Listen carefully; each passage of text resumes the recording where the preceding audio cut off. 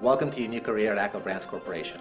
I am Boris Ellisman, President and Chief Executive Officer at ACCO Brands, and I hope to meet you in person real soon. In the meantime, I want you to know that you've joined an extraordinary company with many extraordinary people. We sometimes argue about when ACCO Brands was actually born as a company. Officially, we know that our founding business, the American Clip Company, opened its doors in 1903, so we're at least 110 years old. But a few of the wonderful brands and products that are now part of ACCO Brands date back to the 18th century. And while we treasure our heritage, we value even more our commitments to our customers, our share owners, and each other. We foster a working environment in which each of us acts with integrity, treats others with respect, embraces diversity, encourages creativity, and recognizes our responsibilities in the communities in which we live, work, and serve. Our leadership team understands its role as stewards of our talent and resources, and so we're committed to leading by example, holding ourselves to the highest standards of behavior and performance, and taking full accountability for our results. In the end, we seek to advance the best interests of ACCO Brands while enabling our employees and our company to grow and succeed. Please take the time to say hello and let me know what you're thinking. Once again, welcome to ACCO Brands. Hello and welcome to ACCO Brands. You have made a terrific choice in joining our great company.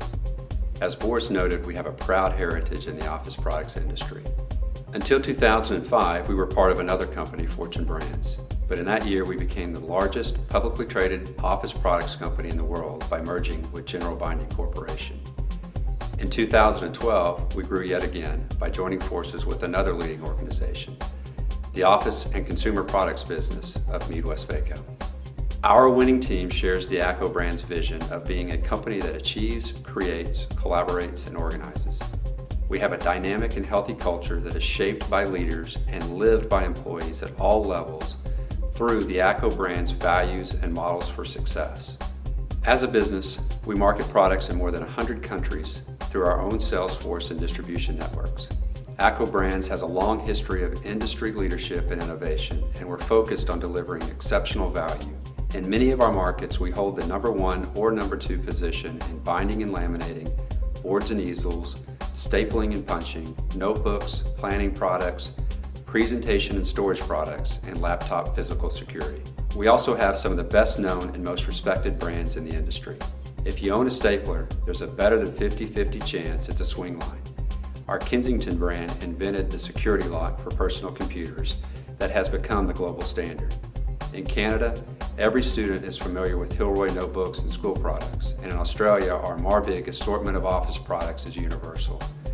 Over the years, our customers have recognized us for superior customer service, for product innovation, and for making it easier to do business with them. And we are immensely proud of the employee safety record and the programs that support it. You'll be hearing more about ACCO Brands from future colleagues in just a moment. But I'd like to close by thanking you for choosing to come to work at ACCO Brands.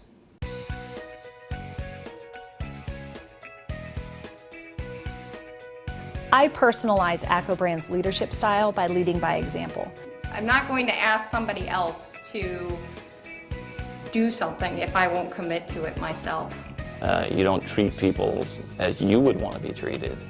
You treat people as they want to be treated. It seems perfectly reasonable to hold yourself to at least as high of a standard as you expect in the behavior of others. I try to lead by example. There's no question, getting those values instilled in people and making them feel like they're part of the team and the win is important. You're only as good as your word and your follow-up, as well as treating people fairly. We have an environment of accountability, and my team is very accountable for the results, and I live and breathe that every day. When you can build a foundation of trust on a fundamental set of behaviors, people can know what to expect from each other. Everything's based on integrity when you really think about values. To help guide them through the decision-making process that they do every day. Everybody I've encountered at this company at any level, there's really no question. We always go with high integrity, and even if that means making the tough calls. ACCO Brands adheres to its values through its vision, values, and leadership promise. ACCO Brands' values are to act with integrity, to treat others with respect, to appreciate diversity and creativity. You know, the vision is the inspiration and the direction that we're headed as a company. The values serve as a behavioral foundation, really a cornerstone of how we behave and make decisions every day. I personalize the value of having respect for others by involving others in a decision-making process and communication. It all comes back to communication. You know, we definitely ask our team to challenge ideas, and we try to develop our big directions from within. Remove roadblocks and provide support and development and advice and counsel and problem solving for those that are trying to do the work. People inherently have value to them, and it's up to us to look to them and find what that value is. And ultimately, if we're able to do that, nothing will stop ACCO Brands.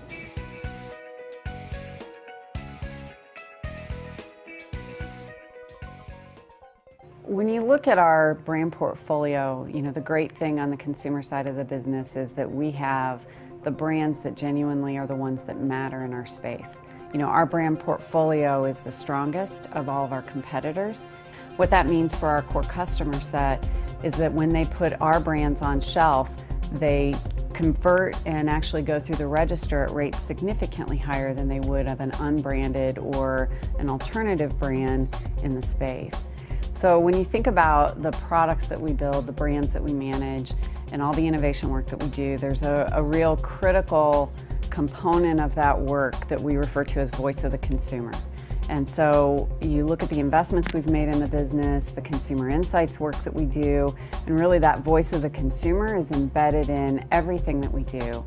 Through that, we develop a good number of insights that then we can put to use in the next stage of innovation. It's a lot of fun to see my products in use. I travel all over the country. I have kids in school. I have a high school student in college.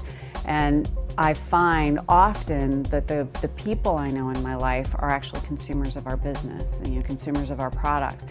You can sit on an airplane and see somebody pull out an at-a-glance planner or a Cambridge notebook. You can sit in the back of a classroom or be on campus meeting with a professor or an advisor and see some of our products being used there as well.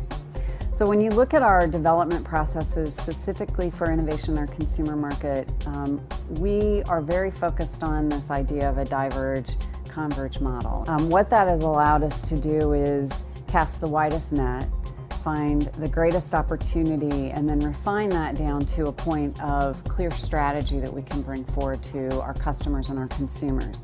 That process starts with a lot of exploratory work, and it's looking at our business through multiple lenses, primarily from the outside in. We take that and put it through a series of lenses and ideation steps to get to very clear points of consumer value proposition and consumer benefit that we are looking to deliver against. And we move towards rapid prototyping, and often we'll go into additional consumer insights work where it is a more traditional methodology, where we sit down and we have engagement points with consumers and show them the products and have them weigh in. We also do a lot of consumer usage testing. And so we'll have items that we've developed and we've identified and we've refined, but before we pull the trigger on our largest opportunity launches, we will often do a sample run, put those products in the hands of consumers and then check in with them. And so it's important for us to put those products in their hands, watch how they use them, have them use them for a duration of time that's a reasonable duration to be sure that we stand up to our brand value proposition around quality and durability, and that those products will not fail them.